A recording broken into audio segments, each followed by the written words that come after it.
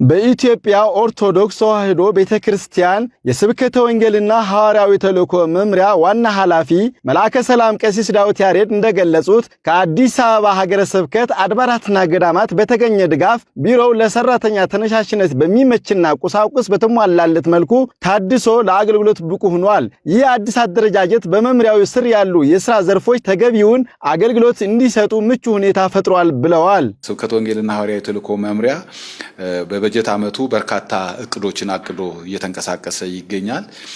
ከነዚህ እቅዶቹ መካከል አንደኛ መምሪያው እስካሁን ድረስ በቢሮ አደረጃጀት ደረጃ የተስተካከለና ወይም ደግሞ የተሟላ የቢሮ አደረጃጀት በተሻለ መልኩ በዘመናዊ ሁኔታ ያልነበረው በመሆኑ ያንን በቢሮ አደረጃጀት ዙሪያ ላይ መደረግ ያለበት ነገር መደረግ ስለነበረበት ከተለያዩ ባለድርሻ አካላት ጋራ በመወያየትና በመነጋገር እንዲሁም ድጋፍ ሰጪ አካላትንም ጭምር በማስተባበር ከአዲስ አበባ ሀገረ ስብከትና ከአጥቢያ አብያተ ክርስቲያናት ጋራ በመወያየት እነሱ ባደረጉልን የስፖንሰር ድጋፍ ሰጪነት አማካኝነት የቢሮ አደረጃጀታችንን በጥሩ ሁኔታ ለማደራጀት ተችሏል።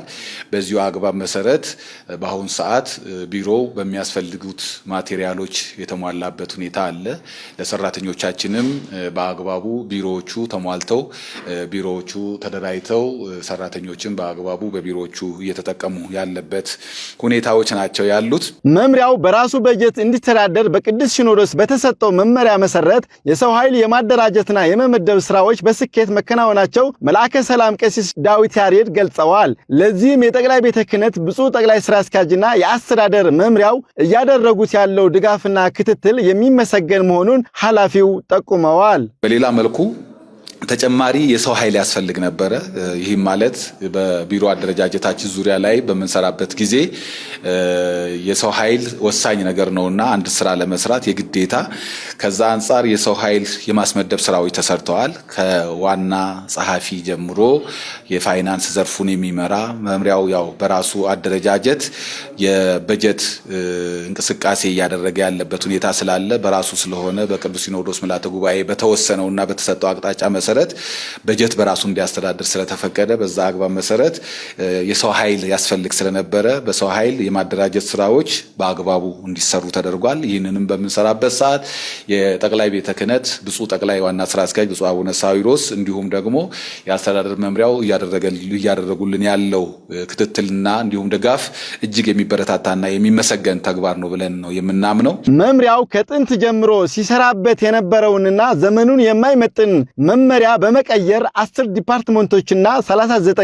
ንዑሳን ዘርፎችን ያካተተ አዲስ የሥራ አፈጻጸም መመሪያ አዘጋጅቷል። ይህ ዘመኑን የዋጀ መመሪያ አስፈላጊውን የሕግና የአስተዳደር ግምገማ ተደርጎለት በቋሚ ሲኖዶስ ጸድቆ ወደ ተግባር ለመግባት በዝግጅት ላይ እንደሚገኝ መልአከ ሰላም ቀሲስ ዳዊት ያሬድ ገልጸዋል። በሌላ መልኩ መምሪያው የግዴታ ስራ ለመስራት የግድ ዘመኑን የዋጀ ጊዜውን የተረዳ የሥራ አፈጻጸም መመሪያ ያስፈልገው ነበረ። በዚሁ መሰረት ከነበረው የሕገ ቤተ ክርስቲያንና እንዲሁም የመተዳደሪያ ደንባችን በተጨማሪ የሥራ አፈጻጸም መመሪያ አስፈልጎ ስለነበረ ይህንኑ በባለሙያ በማስጠናት የሥራ አፈጻጸም መመሪያ ተዘጋጅቶ ይህ የሥራ አፈጻጸም መመሪያ የተለያዩ ዲፓርትመንቶች ያሉት ነው። ከ10 ዲፓርትመንት ያላነሰ ከ39 ንዑሳን ዘርፎች ያላነሰ አደረጃጀት ያለው የሥራ አፈጻጸም መመሪያ ነው የተዘጋጀው። ይህ መመሪያ ከተዘጋጀ በኋላ ወደሚመለከተው የቅድስት ቤተክርስቲያን የሥራ ኃላፊ አባት ወይም ወደ ብፁዕ ጠቅላይ ስራ አስኪያጅ ቀርቦ ብፁዕ አባታችንም በሚመለከተው በኩል የራሱ ሐሳብ ግብአት እንዲታከልበት ማለትም በሕግ አገልግሎት መምሪያ በኩል ታይቶ ሐሳብ እንዲቀርብ ከሕግ አንፃር ተገናዝቦ ከሕገ ቤተክርስቲያን አንፃር ተገናዝቦ መግለጫ እንዲቀርብበት ተደርጎ በዛው አግባብ መሰረት መግለጫው ቀርቦ መስተካከል ያለበት ተስተካክሎ በአስተዳደር ጉባኤ ታይቶ አስተዳደር ጉባኤው ይሁንታ ሰጥቶበት በአሁን ሰዓት በቋሚ ሲኖዶስ አጸድቆ ወደ ተግባር ለመግባት ዝግጅቱ ተጠናቆ የሚገኝ ይሆናል ማለት ነው። መምሪያው ያለውን አነስተኛ ቤተ መጻሕፍት ለማዘመንና ግብአቶችን ለማሟላት በሰራተኞች ድጋፍና በራሱ በጀት መጻሕፍትን እያሰባሰበ መሆኑን መልአከ ሰላም ቀሲስ ዳዊት ያሬድ ተናግረዋል። ይሄ ቤተ መጻሕፍት ሚኒ ቤተ መጻሕፍት ናት። ነገር ግን ሁሉን ያሟላ ቤተ መጻሕፍት መሆን እንዳለበት እናምናለን። ከዚህም አንፃር የተለያዩ መጻሕፍቶች ተመርጠው ተለይተው በመጀመሪያ ደረጃ ከራሱ ከመምሪያው ሰራተኞች ድጋፍ ሰጪነት ታክሎበት እየተሰበሰቡ ያሉ መጻሕፍት አሉ።